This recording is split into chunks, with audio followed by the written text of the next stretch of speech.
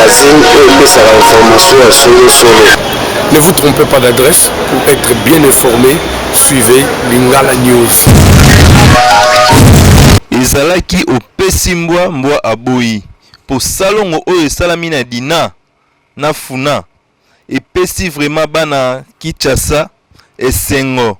mais na kotala école na biso oyo institut du 30 juin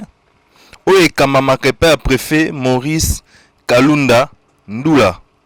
pe bazalaki na kolela makasi po inondation makasi eyaki kotonda na école pe ba kirage esalamaki te na kati ya ba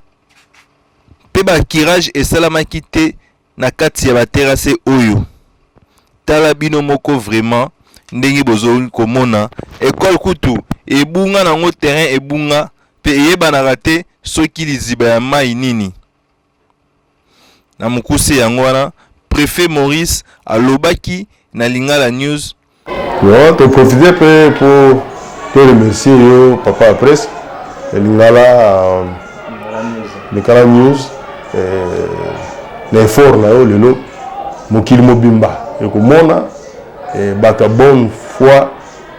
baya batia biso maboko ezali temple à savoir école formée batu belé baleki awa ainsi du 30 juin dima o babi yango laiki na tango kala école eza kobeba mpona nini mai ya balabala eza kotungisa biso. Merci ndeko ya diaspora bino nde bozo soutenir chef de l'état pe gouverneur de la ville botala pe lisusu awa vraiment bana bakotanga ndenge nini bakojouer ndenge nini bal eza na point na bino pe na kotala inondation oyo vraiment ezosala pasi na commune ya Kinshasa po ba mama ba papa ndenge bakaotika bana na bango pe vraiment bazolela mingi na gouvernement oyo ya Samba Lukumu ke babongisela bango vraiment école oyo pour inondation nazoyeba te bazulango kombo nini vraiment yango wana babeti susu sete epai ya ba diaspora oyo bazo soutenir chef de l'état na gouverneur de la ville basala mbangu po baya kobongisela bango nzela oyo école oyo etondi inondation ya mai bolanda lisusu préfet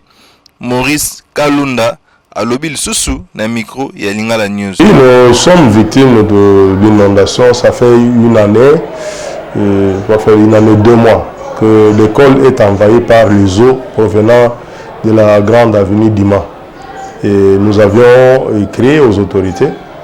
Là, nous en profitons pour dire d'abord merci à son Excellence, Monsieur le ministre provincial, à travers lui, le gouverneur de la ville,